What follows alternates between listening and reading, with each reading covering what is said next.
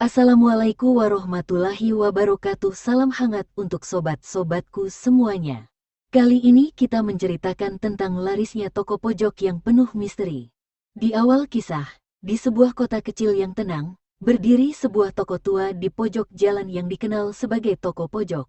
Toko itu menjual barang-barang antik dan kuno, jam dinding dari abad lalu, boneka porselen berdebu, hingga lukisan-lukisan yang tampak seperti menyimpan cerita kelam.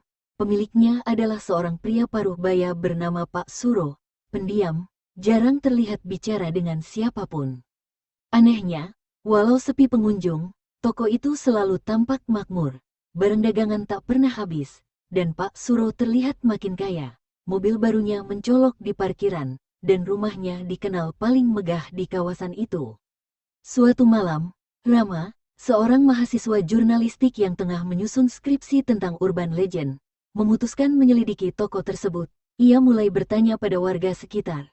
Seorang nenek penjaga warung berkata lirih, toko itu dulu milik pasangan muda yang tiba-tiba menghilang. Katanya mereka melakukan pesugihan. Sejak itu, tokonya selalu berpindah tangan, tapi tak pernah tutup. Rama makin penasaran. Ia pun menyelinap ke toko saat malam hari. Di dalam, ia menemukan sebuah pintu tua di balik rak buku. Pintu itu membawanya ke ruang bawah tanah. Di sana, tergantung banyak foto orang-orang, semua pernah memiliki toko itu.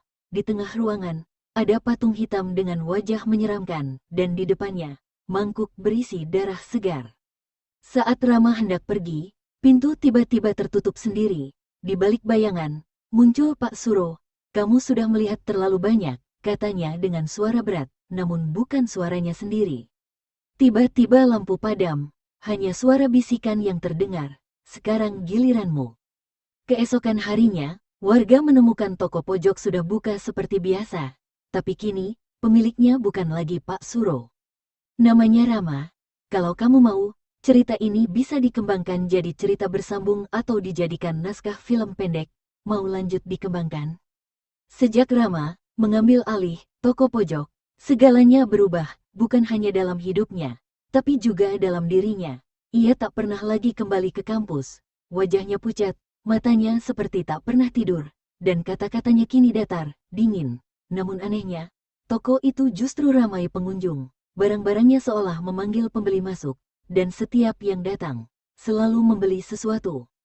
Tapi keanehan mulai muncul. Seorang pelanggan, ibu muda bernama Lila, membeli cermin antik. Malamnya, ia ditemukan tewas di kamar mandi. Wajahnya tercakar seperti habis diserang sesuatu dari dalam cermin. Seorang pria tua yang membeli kotak musik meninggal seminggu kemudian dengan tubuh menggigil membeku, padahal hari sedang terik. Desas-desus pun mulai beredar. Barang dari toko pojok itu terkutuk, bisik warga. Sementara itu, Rama mulai mendengar bisikan setiap malam. Saat toko telah tutup, suara-suara dari balik dinding berbisik dalam bahasa yang tak ia pahami. Kadang terdengar tawa kecil, kadang tangisan, dan seringkali suara langkah kaki dari ruang bawah tanah, padahal tak ada siapa-siapa. Ia mencoba mengabaikannya, sampai suatu malam, ia menemukan catatan lusuh terselip di bawah kasir. Tulisannya goyah, seperti ditulis terburu-buru. "Jika kau membaca ini, mungkin kau sudah terpilih. Toko ini bukan sekadar tempat jual beli. Ini adalah perjanjian. Kau harus memberi, atau diambil. Setiap barang yang terjual harus dibayar dengan jiwa. Jika tak cukup, mereka akan datang padamu." Rama merasa mual. Ia mengingat semua yang terjadi, kematian-kematian aneh, suara-suara, dan terutama tatapan patung hitam di ruang bawah. Ia sadar, ia bukan pemilik toko itu. Ia hanya penjaga sementara, sampai waktunya tiba untuk digantikan. Malam itu, Rama bermimpi. Dalam tidurnya, ia berdiri di hadapan patung itu, kini hidup dan tersenyum. Di belakangnya, berdiri barisan pemilik toko terdahulu, matanya kosong, wajahnya hampa. Patung itu berbicara dalam suara 1000 lidah. "Kau bisa keluar, asal bawa satu pengganti, satu jiwa bersedia. Bukan dibeli, dipilih." Saat Rama terbangun, cermin di tokonya retak sendiri. Tulisan samar muncul di permukaannya. Hari-hari Rama di toko pojok terasa seperti mimpi buruk yang tak berujung. Tubuhnya makin kurus, matanya merah seperti habis menangis darah. Warga mulai menghindari toko itu. namun tetap saja ada satu dua pembeli yang terpanggil, dan setiap satu barang keluar dari toko, satu kematian misterius kembali terjadi. Namun kini, waktunya hampir habis. Bisikan di balik dinding makin sering, lebih menuntut, cermin di ruang belakang telah gelap sepenuhnya, tak memantulkan apapun selain bayangan wajah-wajah mereka yang pernah menjadi penjaga. Sampai suatu malam, seseorang datang, Dimas, sahabat lama Rama dari kampus. Ia datang karena cemas. Lu kemana aja? Ram, orang rumah panik, kampus heboh, katanya. Mencoba tertawa, tapi terganggu oleh hawa aneh dari dalam toko.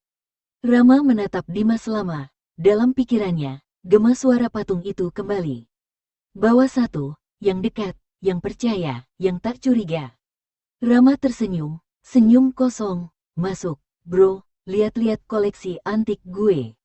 Mereka berbincang sebentar, bernostalgia. Dimas tak sadar saat Rama menguncinya dari dalam. Tak sadar saat diajak turun ke ruang bawah tanah. Baru saat ia melihat patung hitam itu, napasnya tercekat. Apa ini, Ram? Rama hanya menunduk. Maaf, bro, gue gak punya pilihan. Dimas mencoba kabur, tapi lantai seolah menelan kakinya. Patung itu membuka matanya.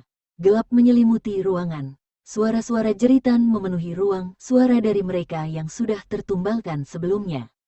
Dan kemudian, hening, keesokan harinya, toko itu tetap buka. Kini, pemiliknya bukan lagi Rama. Seorang pria muda yang murah senyum melayani pelanggan. Di balik meja kasir, terpajang cermin besar, bersih dan memantulkan sempurna. Namun jika kau melihat lebih lama, kau bisa melihat bayangan samar seorang pemuda kurus, menangis, berusaha keluar dari balik pantulan. Dan jika kau berani turun ke ruang bawah tanah, patung hitam itu masih berdiri. Kini, matanya terbuka penuh.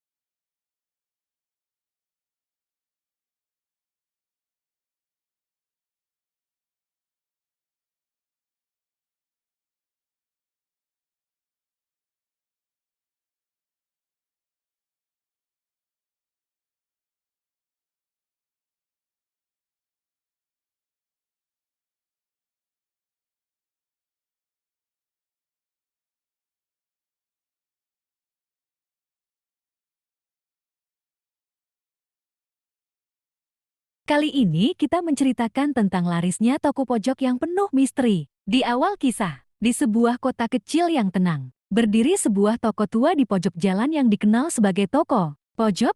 Toko itu menjual barang-barang antik dan kuno, jam dinding dari abad lalu, boneka porselen berdebu, hingga lukisan-lukisan yang tampak seperti menyimpan cerita kelam. Pemiliknya adalah seorang pria paruh baya bernama Pak Suro. Pendiam, jarang terlihat bicara dengan siapapun. Anehnya, walau sepi pengunjung, toko itu selalu tampak makmur. Barang dagangan tak pernah habis, dan Pak Suro terlihat makin kaya. Mobil barunya mencolok di parkiran, dan rumahnya dikenal paling megah di kawasan itu. Suatu malam, Rama, seorang mahasiswa jurnalistik yang tengah menyusun skripsi tentang urban legend, memutuskan menyelidiki toko tersebut. Ia mulai bertanya pada warga sekitar. Seorang nenek penjaga warung berkata lirih, toko itu dulu milik pasangan muda yang tiba-tiba menghilang. Katanya mereka melakukan pesugihan. Sejak itu, tokonya selalu berpindah tangan, tapi tak pernah tutup. Rama makin penasaran. Ia pun menyelinap ke toko saat malam hari. Di dalam,